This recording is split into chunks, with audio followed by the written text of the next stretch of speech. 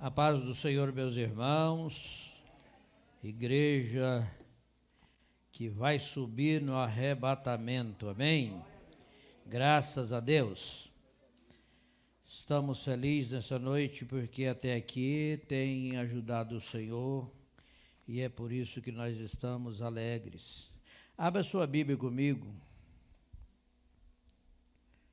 por gentileza, nesta noite. Estaremos ministrando a palavra aos nossos corações nessa noite e eu preciso que você esteja junto comigo para nós estarmos observando e aprendendo a palavra do Senhor. 1 Tessalonicense, quando Paulo escreveu aos irmãos ali de Tessalônica, capítulo de número 4.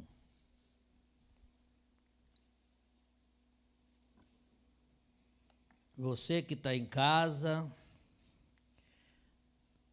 você teve um bom domingo, que Deus possa estar com você, porque Deus é na minha vida e Ele é na sua vida. Amém? Graças a Deus.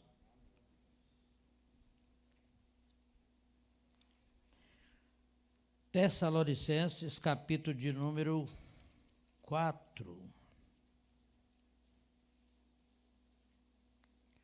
Graças a Deus, estamos alegres, porque o Senhor, até aqui, Ele tem nos ajudado.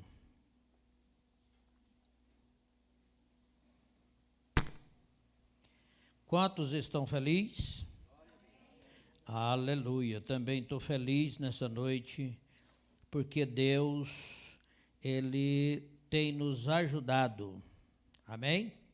Graças a Deus, por isso que nós estamos alegres, porque o Senhor é com nós. Eu quero nessa noite, com muito pesar, enquanto os irmãos estão procurando, citar aqui, igual nós vamos ministrar nessa noite, o falecimento do meu vizinho, Diego, um jovem de 34 anos de idade,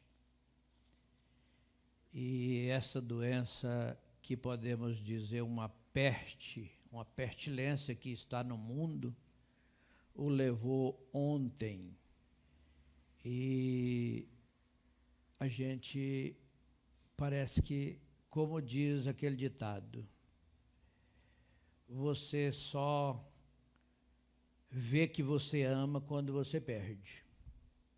Um menino bom que muitas vezes, várias vezes, eu fui na casa dele, no trabalho dele, na calçada, que ele eu moro de cá e ele mora de lá, tem a irmã Dalete que também é vizinha.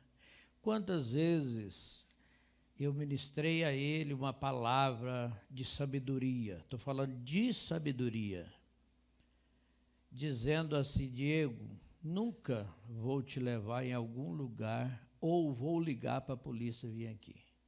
Diego foi um menino que a gente acompanhou ele, antes dele completar a idade de 18 anos. Eu e que hoje é a irmã Nilva, esposa do irmão José Ribeiro, que eles são evangélicos, e a gente sendo vizinho de chácara da mãe da irmã Nilva, dona Rita, que é a esposa do finado Nego, e a gente tinha uma boa convivência. A Grauça, a doutora Ana Adorno, vários irmãos, a gente foi ali, dirigiu o culto, levou ceia, né? E o Diego era um menino bom em si, mas tinha aquela situação do som alto demais. Mas a palavra de Deus foi ministrada no coração dele, e eu creio que se ele lembrou da avó dele, da mãe dele, do pai dele, das palavras que a gente falou, ele pode estar descansando com o Senhor hoje, não é verdade? Por isso que eu estou falando isso aqui, para que os irmãos estejam orando, para que Deus possa também abençoar ricamente a cada um. Vocês acharam? Capítulo de número 16, não, capítulo 4, aliás, versículo de número 13 a seguir.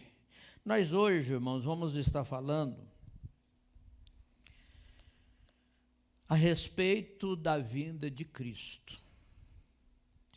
Nesses últimos dias, nós precisamos estar atentos, porque Cristo pode voltar ainda hoje para você. Pode voltar ainda hoje para mim. Amém? Quantos acharam? Diz assim a palavra de Deus, a partir do versículo de número 4 de 1 Tessalonicenses, que diz assim: não quero, porém, irmãos, que sejais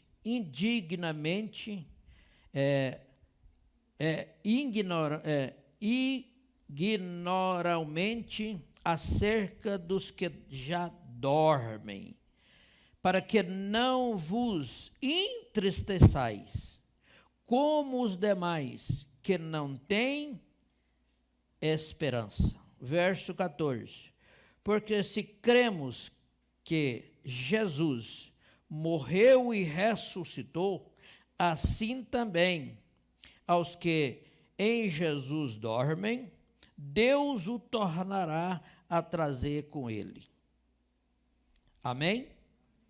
Vamos orar? Pai amado, nós estamos aqui na tua presença neste momento, para te agradecer, para te louvar, meu Deus, por esta noite que nós estamos aqui dentro desta casa de oração. Pai amado, eu quero te apresentar também as pessoas que estão em casa, meu Deus, acometido de enfermidade, do vírus da Covid-19, eu te peço, ó Pai, que o Senhor entre com providência em favor de curar cada um deles e delas, Pai amado. Tanto, meu Deus, sexo feminino como masculino, ó Deus, a qual, Senhor, o Senhor sabe que está hospitalizado, que está enfermo em casa, que está, meu Deus, passando a quarentena, que estão tomando os remédios em casa, meu Deus, mas eu quero nesta noite te pedir que as bênçãos do Senhor o alcance, meu Deus, com o poder da oração da tua igreja nesse momento, e eu ministro a cura, ministro agora a libertação. Eu declaro vida em nome de Jesus, e é no nome da vida que é Jesus que eu repreendo a morte agora. Não aceito agora, eu digo, morte não entra dentro desta casa. Eu te repreendo agora em nome de Jesus, espírito da morte, vai embora. Mas eu ministro agora pelo poder do nome de Jesus a cura. Porque a palavra do Senhor diz que se tiver alguém enfermo, chama os presbíteros da igreja e ore sobre eles, repreendendo a enfermidade. E se houver cometido pecado, serão perdoados. Eu declaro agora em nome de Jesus, porque a oração feita por um justo pode muito em seus efeitos, embora nós, ó Deus, somos pecadores, mas nós estamos trabalhando para ser, meu Deus, justo na tua presença. E nós ministramos agora a cura, ministramos agora a saúde. Senhor, entra, Senhor, no pulmão dessas pessoas. Entra, meu Deus, no corpo físico dessas pessoas e traz, meu Deus, a cura e a libertação desta enfermidade. Nós ministramos nesta noite a cura, seja em qualquer lugar, aonde for alcançado a nossa voz. Eu te peço, ó Deus, que o Senhor entra com providência, pelo poder da oração, pelo poder do nome do teu Filho Jesus Cristo, que morreu ali na cruz do Calvário, levando sobre ele os nossos pecados, e pelas pisaduras deles nós fomos sarados. Eu declaro agora, em nome de Jesus, a cura e a libertação, em nome de Jesus. Espírito Santo, traz a cura a essas pessoas nesse momento, em o nome do Senhor Jesus. Amém? Podem estar assentados, Deus abençoe os irmãos. Amados irmãos, o apóstolo Paulo, ele traz a nós uma palavra, e nós queremos considerar esta palavra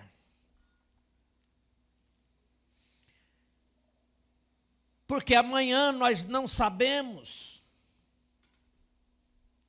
se nós vamos estar como Paulo falou, os mortos que morreram em Cristo ressuscitarão primeiro. Eu não sei se eu vou alcançar a vinda do Senhor Jesus coletivamente, ou se Ele vai vir para mim individualmente, como está vindo para muitos. Ricos, pobres, pessoas de cores, raça, línguas. Mas nesta noite eu quero pregar esta palavra como se fosse a última palavra que você vai ouvir aqui na face da terra, ou que eu estarei ministrando e recebendo também esta palavra. Mas eu quero te dizer nesta noite que se nós morrermos em Cristo, individualmente, nós vamos ressuscitar primeiro, em um corpo incorruptível, semelhante ao corpo de Jesus, que foi sepultado naquele pequeno jardim ao lado de Jerusalém.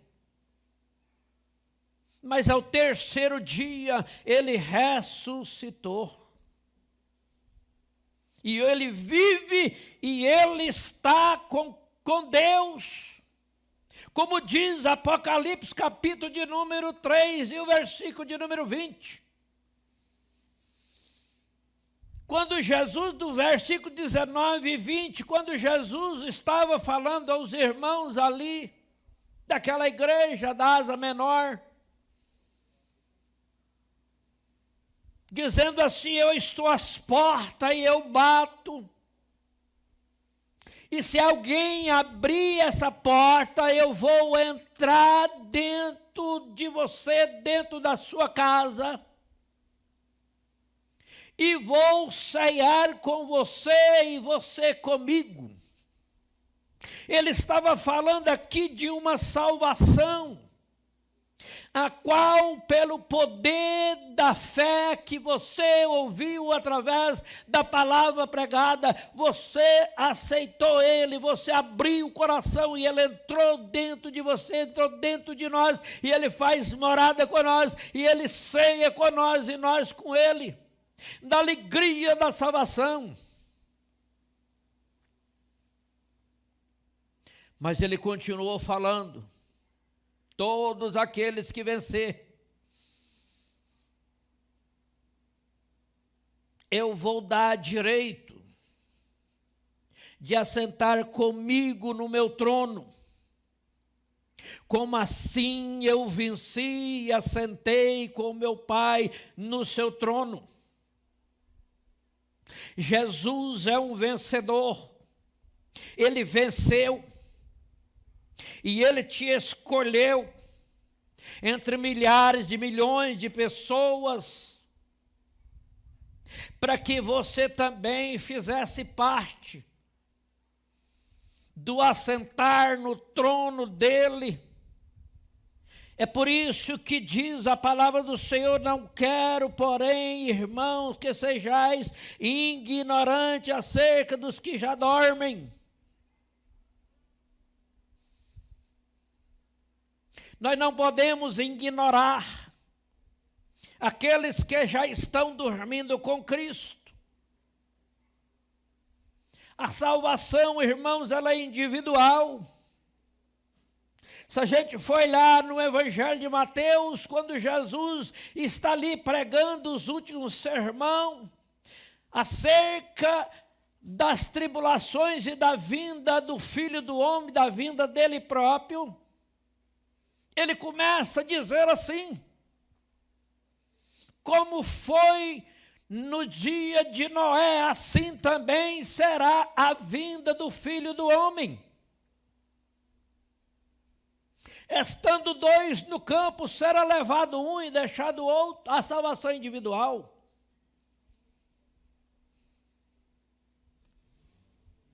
Nós vemos aqui no capítulo de número 6 do livro de Gênesis, quando Deus chega para Noé e fala: Noé, eu arrependi de ter feito o homem à minha imagem e semelhança.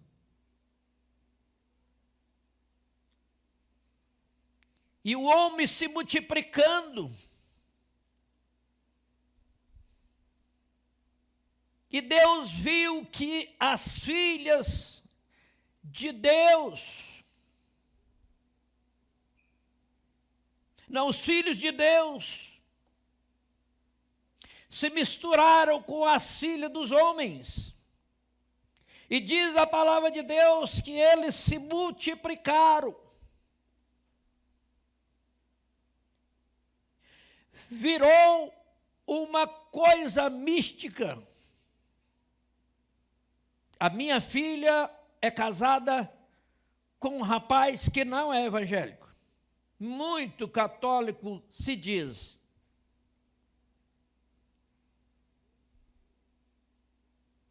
Julgo desigual. Mas só que Deus tem entrado na vida da minha filha para fazer dela uma missionária.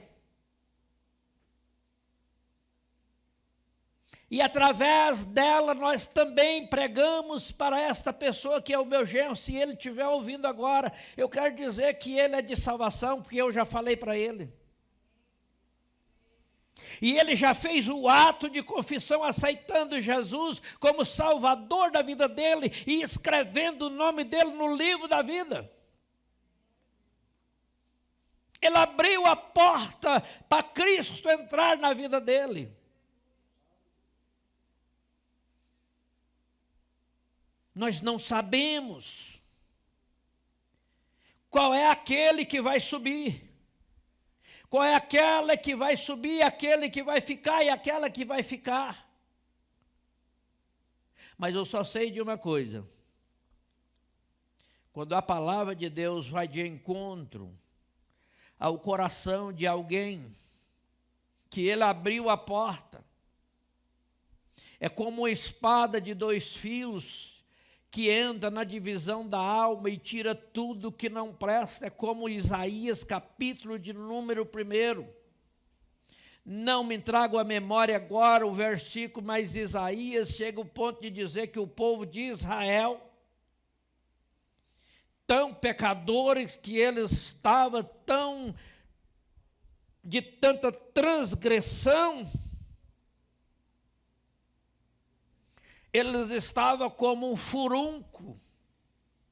Antes de vir o furo,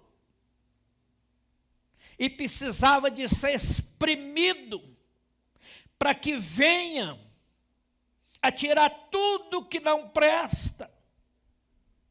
Nós moramos em uma região que tinha muito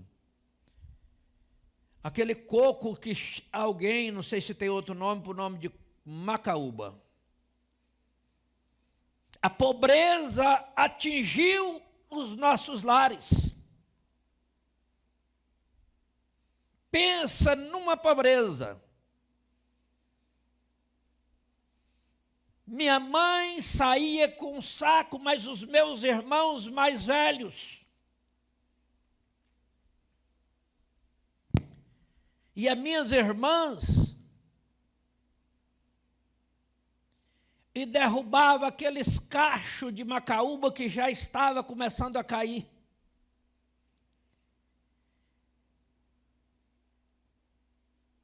E colocava dentro de um tacho de água fervendo.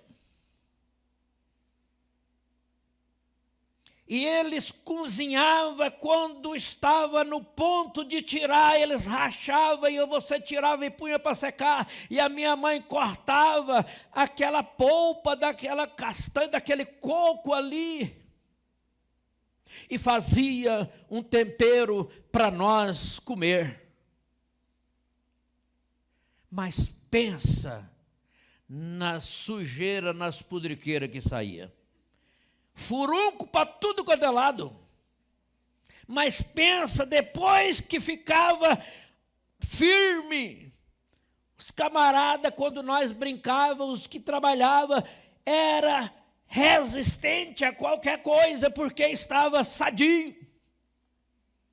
E Jesus Cristo quer uma igreja sadia, para subir no arrebatamento.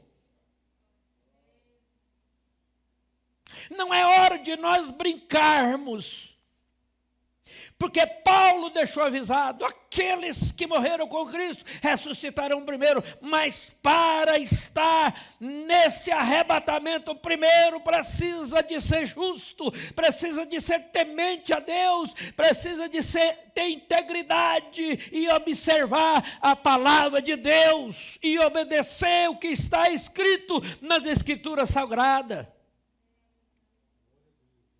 Não é de qualquer jeito que você e eu vamos subir no arrebatamento. Nós precisamos de preparar. Eu já aceitei Jesus, pastor, sim. Mas e a purificação? E o processo da santificação, como diz Pedro? Deus falando aos irmãos ali através de Pedro, seja santo como eu sou santo em toda a sua maneira de viver.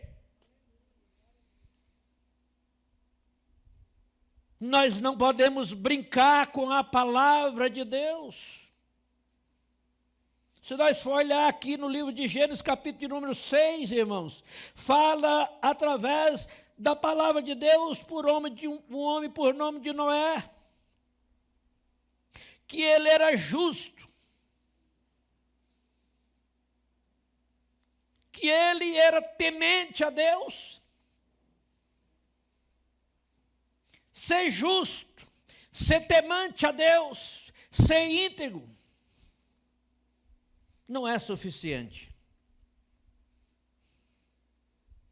Mas você precisa andar com Deus.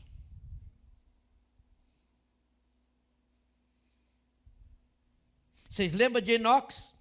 Vocês lembram de Elias? Deus mostra para nós todos os dias que nós somos falhos, que nós precisamos de processo. Elias, ele foi um homem que desafiou 400 soldados de Baal.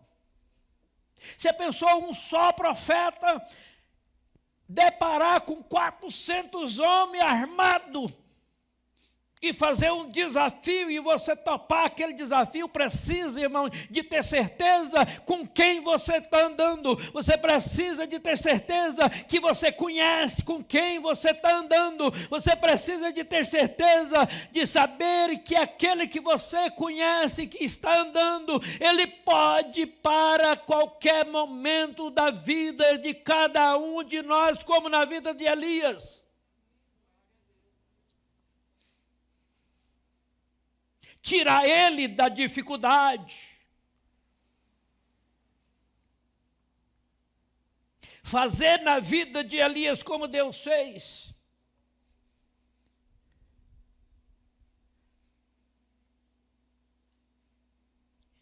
Elias servia o Deus de Israel, o Deus vivo. O eu sou, como ele falou para Moisés, lá naquela salsa, quando Moisés fugiu de Faraó, depois de matar um egípcio que estava ali atingindo, brigando, querendo fazer algo com o povo de Israel, com alguém que era da sua tribo, do seu povo. Fugiu para o deserto. Mas Moisés estava trabalhando por uma causa justa. Eu quero te dizer nesta noite a nós, que nós devemos trabalhar para Deus numa causa justa, defender aquilo que é nosso. Nós não podemos entregar a nossa vida, entregar o que é nosso, a nossa família, para os inimigos. E Deus aparece para Moisés ali naquele deserto, através de fogo, e fala para Moisés: Moisés, eu quero falar para você que é para você descer lá para Faraó e falar, para ele liberar o meu povo. E Moisés arruma as desculpas e fala: eu não sei falar, eu sou até meio gago.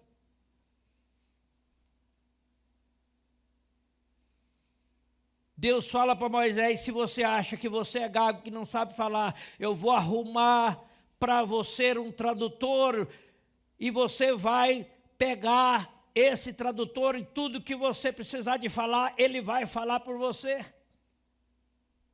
Que era Arão.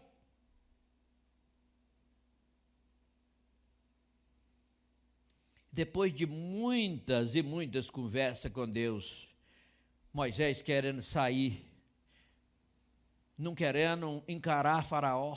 Você sabe, irmão, que às vezes nós queremos sair da jogada, sair do caminho, desistir, parar. Porque nós olhamos com os nossos olhos e vemos que a luta está travada e que o gigante é grande. E que a muralha é muito grande. E que nós não temos capacidade suficiente para encontrar e ter a vitória, ter êxito. Deus fala para Moisés: Moisés, você chega lá e fala para Faraó. Quando ele perguntar quem te mandou, você fala: eu sou que me mandou. E este eu sou que nós hoje estamos firmados nele, porque ele nunca perdeu uma batalha. E aonde ele te mandar ir, aonde ele mandar você ir, aonde ele falar para você que vai ser assim, vai ser, porque ele é o eu sou, ele é o Deus Todo-Poderoso.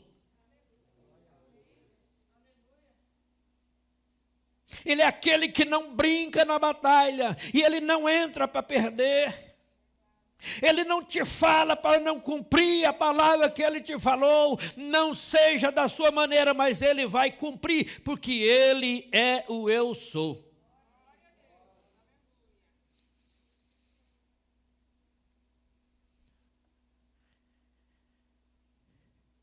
Voltando para o texto, Elias então trava a batalha, faz o desafio.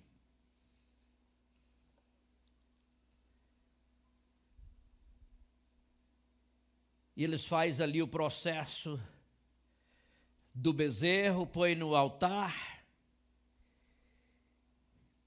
Não seja precipitado em fazer as coisas primeiro.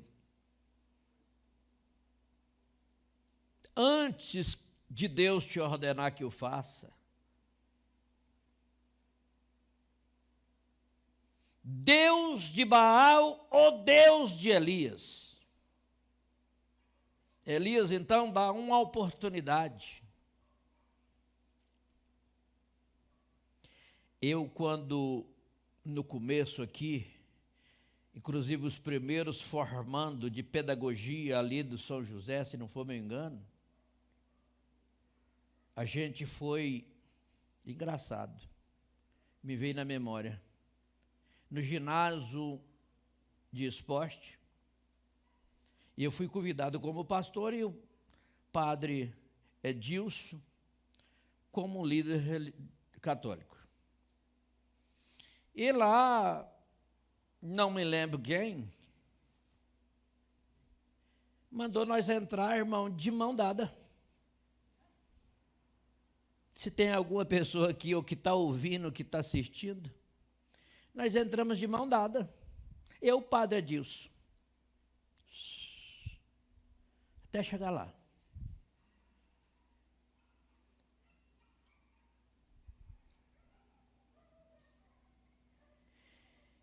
E ele, com a sabedoria que ele teve naquele dia, e que Deus também usou ele, na hora da ministração, ele falou: olha, eu dou a minha oportunidade primeiro para o pastor. E eu não perdi o momento.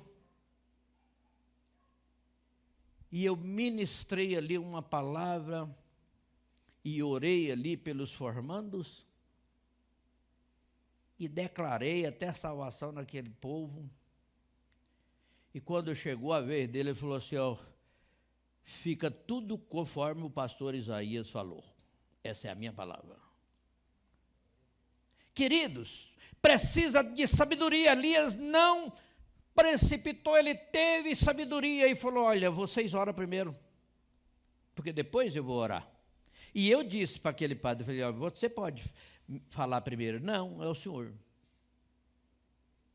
O Frei Nazareno também a gente ministrou muitas vezes junto, em alguns eventos, porque eu sou amigo da Dona Maria, e a Dona Maria também é amiga muito do Frei Nazareno.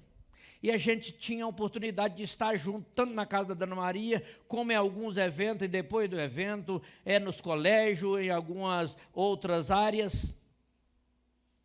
Mas eu sempre dava a minha oportunidade para a pessoa primeiro.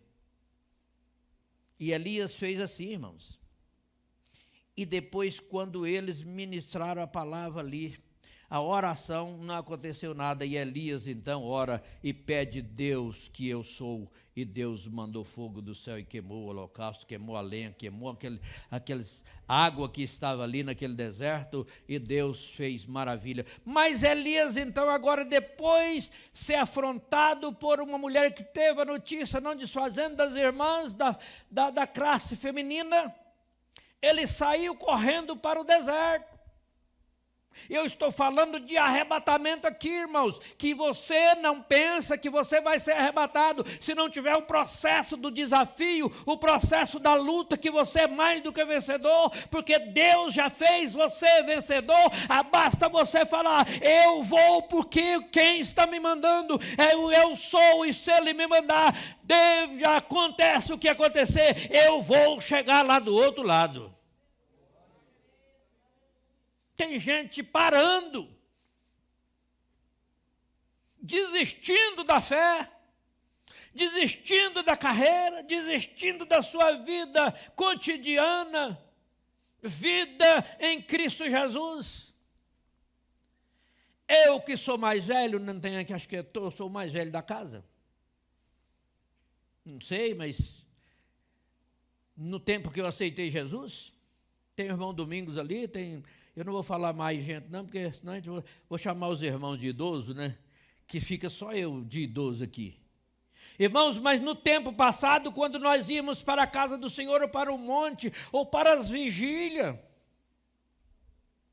Deus batizava. Irmãos, eu quero falar para você que se tiver alguém do meu tempo, que eu não aceitei Jesus, mas eu estava lá, porque a minha mãe era crente, ela me levava para onde ela ia, ela me levava, eu só aceitei Jesus depois que eu casei com a pastora Janete.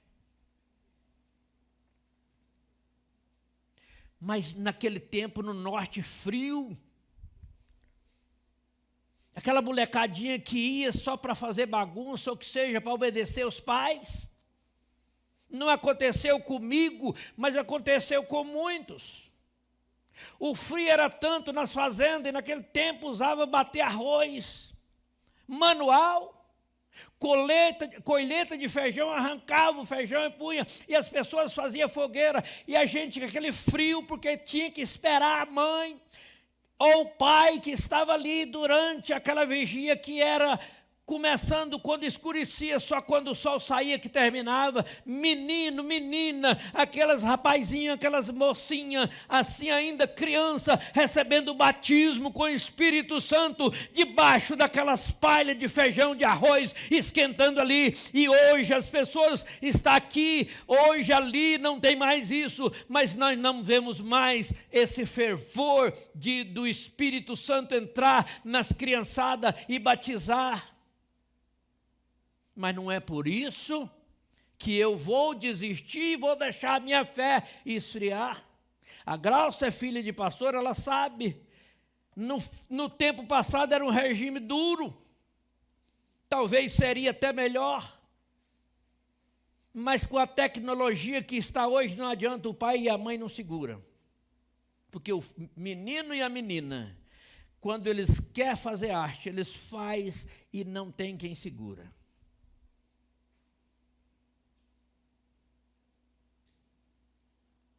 Para nós subir nesse arrebatamento, nós precisamos de continuar, seja no avivamento, ou seja na perseguição, firme com Jesus. A irmã Elisete também é filha de pais que era rígido. Na rigidez, não era, irmã Elisete? O menino tinha que ir para a igreja de qualquer jeito. Hoje, nós convidamos os nossos filhos para a igreja, eles falam, não vou hoje não, então fica quietinho aí assistindo televisão, que o papai e a mamãe vai lá na casa do Senhor e volta para cá. E depois, não estou falando nessa época de pandemia, mas antes. Mas a palavra do Senhor fala nesta noite que vai ser travada uma guerra espiritual quando Jesus arrebatar a igreja. Vocês lembram lá de Daniel, capítulo de número 10? Que Daniel orou 21 dias. E Deus mandou a resposta para Daniel no mesmo dia, mas só com 21 dias que ele recebeu a notícia que Deus tinha ouvido a oração dele e que ele ia ser abençoado. Vocês acham que Jesus vai arrebatar a igreja e não vai acontecer nada no mundo espiritual? Vai ser travada uma guerra espiritual ali, porque o inimigo das nossas almas, o demônio, que foi enviado a terça parte com Satanás, com Lúcifer, eles estão na região. Por isso que Paulo fala nos Efésios que a nossa luta não é contra carne e sangue. Essa luta já está descendo aqui no nosso meio, travada, meus irmãos, mas diz a palavra do Senhor que perseverai firme. Fica firme, porque aquele dia, seja para você que está vivo, ou para nós que estamos vivos, ou para nós que algum de nós for descer a sepultura, nós vamos ressuscitar primeiro num corpo incorruptível e encontramos com o Senhor nos ares e estaremos com Ele para sempre.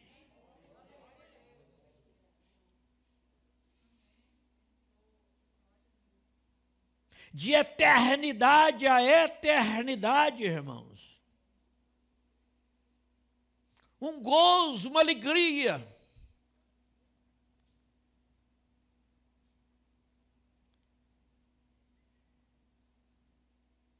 Sede santo. Quando Deus falava para Moisés no monte, ele disse em forma de fogo, e falava com Moisés, para Moisés falar com o povo. E o povo falando, tudo que o Senhor falar, nós vamos fazer. Hoje nós não temos mais esse privilégio, mas graças ao Senhor Jesus que morreu por nós, porque nós também não dávamos conta de viver no tempo da lei, se fosse hoje. Mas dentro de mim tem o segundo Consolador de Jesus, que é o Espírito Santo, que ele disse, eu vou para o Pai, mas eu vou pedir ele que envia o Espírito Santo, que vai ser o Consolador, e ele vos ensinará tudo o que eu tenho dito e fará lembrar de tudo. E ele vai estar com vocês todos os dias. Quem é Deus hoje na sua vida? O Espírito Santo está aqui para te caminhando junto com você. Mas você tem sido reto? Tem sido íntegro? Tem sido temente a Deus? Tem sido observador ou observadora da palavra de Deus? Para subir no arrebatamento, tem que andar com Deus, conhecer Deus, saber quem Ele é, o que Ele pode fazer na minha e na sua vida. Mas se nós tiver dúvida do que Deus faz, ou o que Deus pode fazer, será que Deus vai fazer isso? Será que Ele é capaz de fazer isso?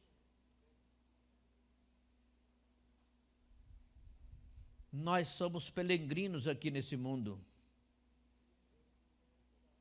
Mas lá no céu nós vamos ser chamados de príncipe e igreja do Senhor Jesus.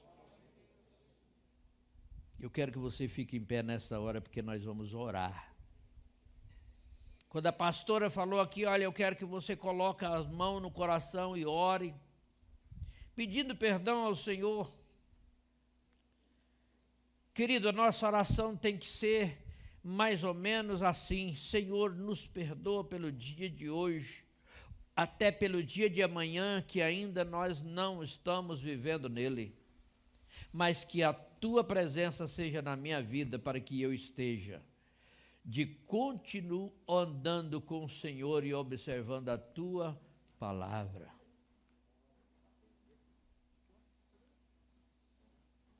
Esse mundo é um mundo obscuro, um mundo pecador, de pessoas incertas.